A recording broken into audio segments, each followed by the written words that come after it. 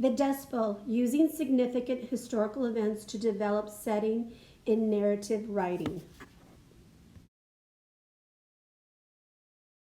Beginning in 1931, the Great Plains region began suffering through drought. After months without rain, soil that used to be fertile became arid and barren. Crops that were once lush soon wilted and died. Then heavy winds caused a series of dust storms to ravage the Midwest. In 1933 alone, there were around 38 documented dust storms or black blizzards. By 1934, the area seemed like a desert. Then on April 14, 1935, Black Sunday happened. Winds began to blow and the worst black blizzard hit. Skies filled with dust. Houses were buried under mounds of sediment. Families tied rope to each other as they tried to make it from their barns to their houses. Finally, when the blizzard stopped, more than 400,000 people had lost their homes and farms. These Dust Bowl refugees, many of them from the hard-hit state of Oklahoma, had no choice but to flee the Great Plains and relocate. They packed their cars with whatever they could carry and left their old lives behind. Many hit the road and migrated to the Northwest, immigrating to California, Washington, or Oregon. They hoped the open roads would lead to a better life. April 14, 1935 is the date of the worst dust storm in our nation's history, now known as Black Sunday. Pauline Winkler Gray, who lived with her husband in Meade County, Kansas, gives this first-person account of what happened that day. By noon, the radio gave warning that the barometer was falling rapidly. This was almost a sure sign that there would be a dust storm soon.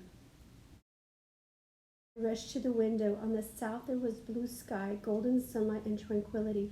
On the north, there was a menacing curtain of boiling black dust.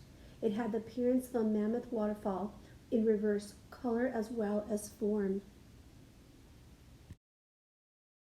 As the wall of dust and sand struck our house, the sun was instantly blotted out completely. Gravel particles clattered against the windows and pounded down on the roof. We stood in our living room in pitch blackness. Finally, we groped our way to the wall switch and turned on the light. When we flipped the switch again, we could see only a dark brown mass of soil pressed tightly against the outside of the glass. Some time before normal sunset time, the sun reappeared briefly. The wind gradually subsided, but fine particles of wheat land soil sifted down from the sky. Pauline Winkler Gray and her husband were more fortunate than many others. Their home wasn't destroyed. Most important of all, they survived. Now, using historical events to develop your writing, think and reflect. Based on what you learned in this presentation, write down your thoughts and questions you may have about the Dust Bowl of the 1930s.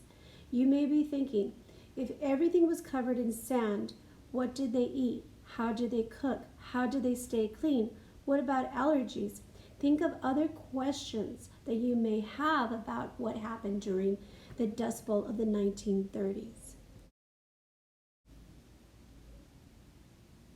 Using historical events to develop setting. Now go back to slide 7. Reread the first-hand account. Pay very close attention to how she uses vivid images to paint a picture of what the dust storm looked like to her. Think about how she used clear, vivid details and adjectives to describe the Dust Bowl and how it affected her in that moment. Using facts and details from the presentation, write a letter from the point of view of a young person your age who lived through Black Sunday, April 14, 1935.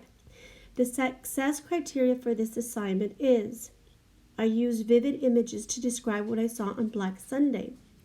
I used facts and details from the presentation. I used a first-person point of view.